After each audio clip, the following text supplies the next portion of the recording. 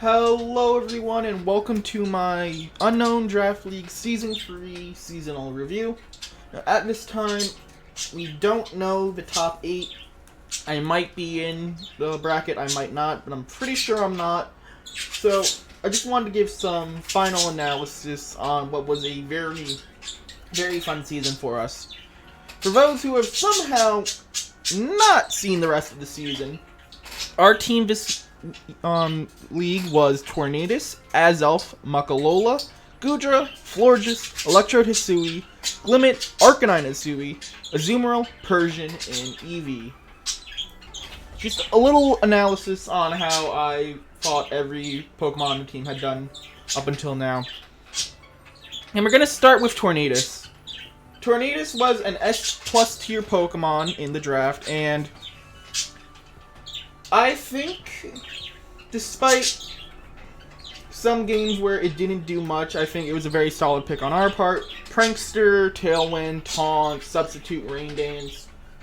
All that has been very useful when it's come up throughout the season. However, I think I never really went for Tailwind immediately all that often with Tornadus. Sometimes it would just be damage, sometimes it would just be other status moves. So I think if I did do this team again, I'd probably choose Zapdos instead. Zapdos is on the S tier, which frees up. Instead of picking a B tier, I could have gotten an A tier instead of a B tier. So I think the team could have been stronger in that way, but other than that, I don't regret taking Tornadus. 125 special attack. Did do some damage for us on occasion. 111 speed, good speed tier. Overall, very solid pick for us. Arcanine Hisui, I do not regret. Arcanine Hisui was an A tier free agent on our part, and 115 attack might not seem like a lot, but pairing it with a Choice Band, it was doing a lot of damage with Flare Blitzes. Intimidate was very useful throughout the season. Flash Fire, we used it in 2 matches as a bit of a joke. Well, not a joke, it had options to prevent fire damage, but it never really came up. Rockhead was really good comparing it with Choice Band and Head Smash and Flare Blitz. But yeah, Arcanine Hisui is one of my favorite mons, and it's actually picking up steam in VGC right now. It's won all 3 Regulation E regionals as of now. A very solid Pokemon. Then we have Azumarill. Azumarill is also a Pokemon I think was a fantastic pick on our part. We really needed that water type. At the time, it was also a fairy type for us to grab. Huge Power is such a great ability. And pretty much every game, except for our week against Boy, when we brought Azumarill, we did really good work with Azumarill. Boy is when I tried to experiment and use the Assault Vest set, however, you really miss out on being able to Belly Drum or being able to protect, so the Assault Vest set never really went anywhere for us. But the standard Belly Drum set was really effective. Oop, I skipped over one. Gudra. This is a Pokemon that I think was great value. Gudra was a pseudo-legend in B tier because its move pool is pretty limited. You can't really use it as a boost sweeper because it has no way of boosting its special attack. So it can't even use its highest attacking stat, and it's not even that high at only 110. So, however, the Body Press set was really funny, and it actually did work a lot. It worked against the Bulbaceous Bulbasaurs. It ended up working against our Week 7 opponent. I don't remember the team name, unfortunately.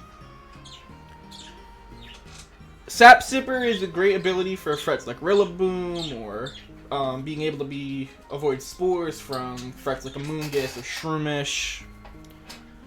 The other ability in Gooey, it never came up, but there was occasions where I thought I'd want to use it, but it just wasn't worth it. And with Regulation E, Gudra now gets Scald, Knockoff, and Toxic. So Gudra gets a little more support options for Regulation E.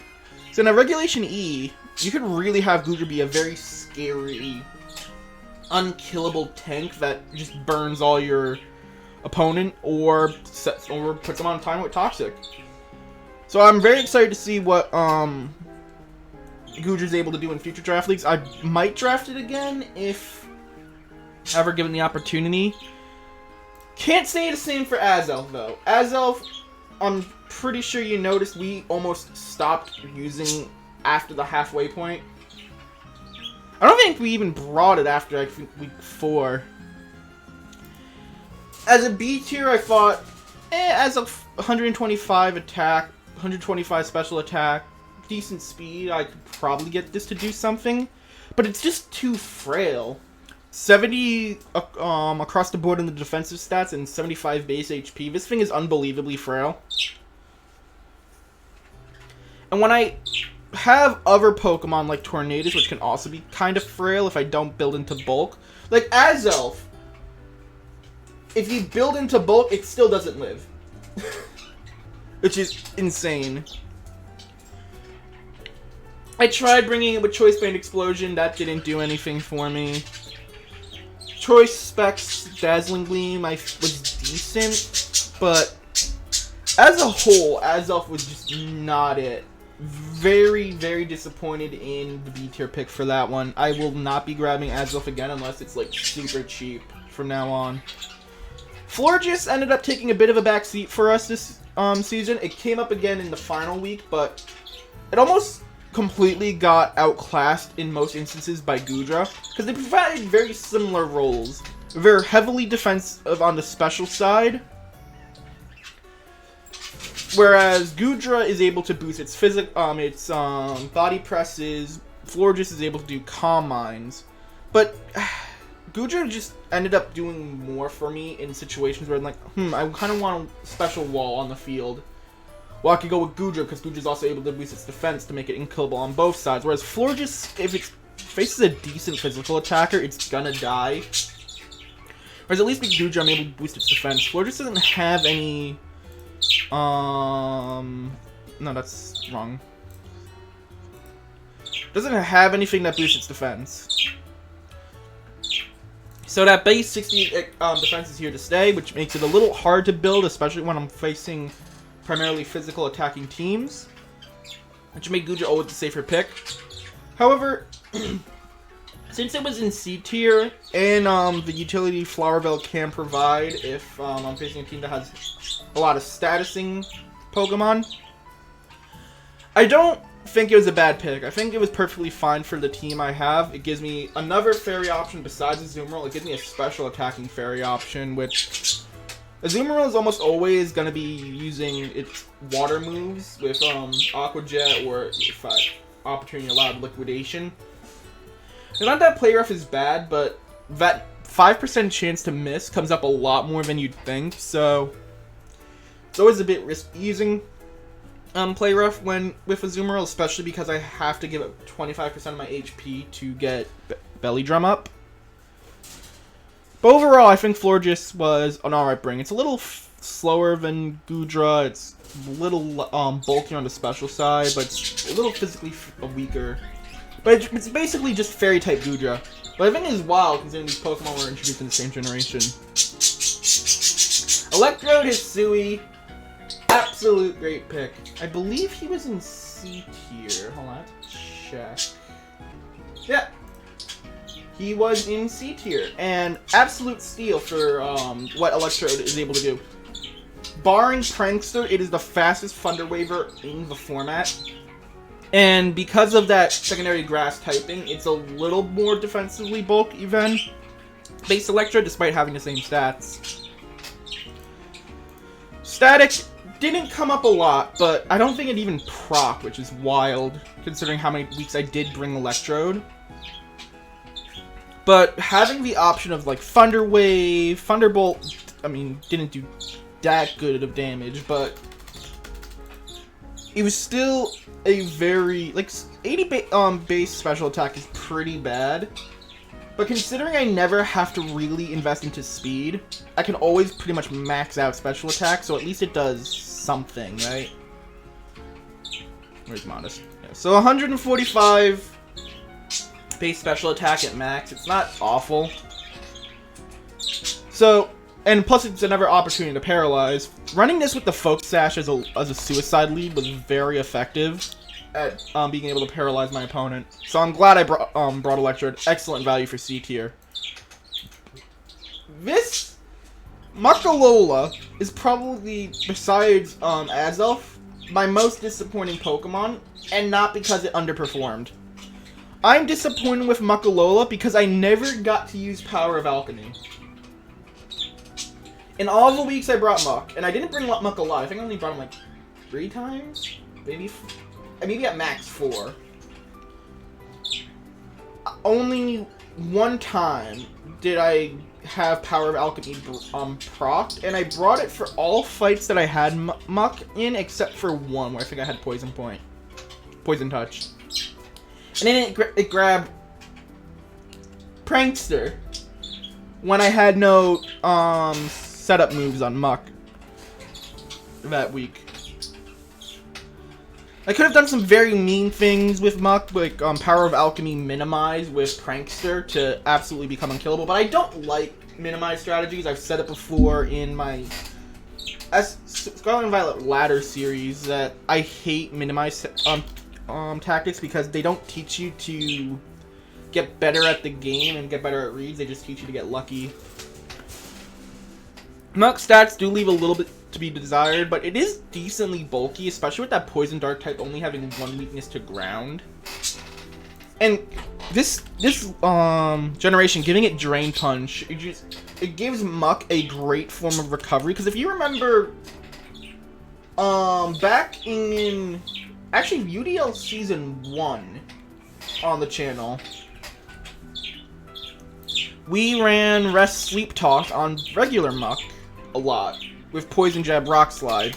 Now, that was just a bad set all around.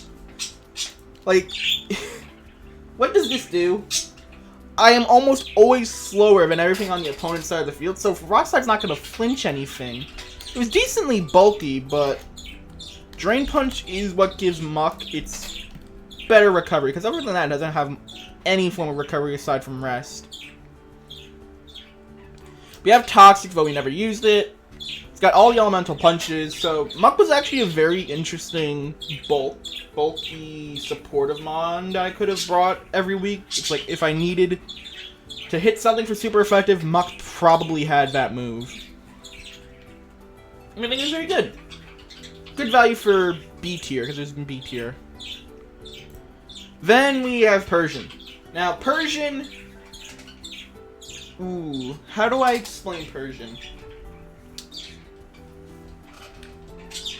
Having that fake out pressure from week to week was always very good, especially because Persian has decent damage output with Last Resort. So it's not like you can completely write off me not bringing Persian because, oh, well, he hasn't brought fake out a lot, because Persian can do some decent damage if, like, 252 Adamant with maybe a Focus Sash.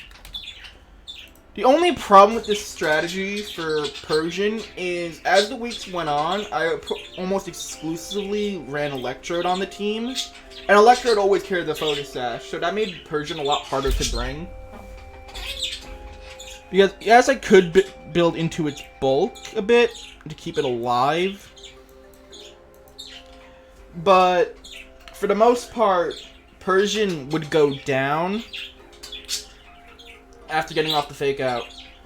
So I think going forward, if I want a fake out user, I either A, grab Iron Hands or Rillaboom if I want that, or I stick to taking like Meowth, like I did in the last season of PDL, where I just grab a low tier Pokemon that's got access to fake out, which can do the same thing as Persian as a suicide lead, but cost less. Because Persian was C tier, and I don't know if it was worth it as a C tier. Persian 100% came up whenever I did bring it. However, because I never brought Eevee or Glimmet. So if I instead used it for like a Meowth or a Galarian Meowth or a Alolan Meowth, probably could have done a little better with a different C tier pick. I don't regret Persian, but it's another what if scenario. And as I mentioned, I never brought Eevee or Glimmet. Eevee was another one of those Pokemon was like, oh, I could use adaptability with Muck. And just absolutely tear up with that, but that situation never arose. And then Glimmet, Toxic Debris was an option. And it's got 105 special attack, so it's not a bad special attacker. However, I never felt like I needed to have... Like, I think the problem that this team has is it has, like, 4 suicide leads. It has 5 if you count non-bulky Tornadus. It has Electrode, Persian, Eevee, Glimmet, and Tornadus. Technically, even 6 if we count Azelf. Azelf is not bulky in the slightest. So it could technically be counted as a suicide lead, especially because that's what its role is in VGC, in singles battles, actually. Funnily enough. So a good over half of my team is very likely to go down in one turn. So choosing which Pokemon of those 6 to bring is always a bit of a juggle.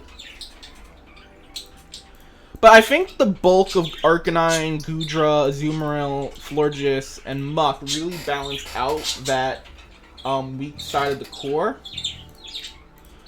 And I think as a whole, I was very happy with this draft. We went 5-3. Aside from our battle against Boyd, where I made a very critical error, I think both of the other losses were, I think, very close on our part. I think it came down to getting 1 or 2 decisions right, and I just didn't get those decisions correct. But anyway, that will do it for not PDL. That will do it for UDL this season, unless, of course, I somehow make it into bracket. What did you think of the team? Would you have done anything differently with this team? Do you think I'm undervaluing or overvaluing some of these members? Let me know in the comments, and I will see you next time. Peace.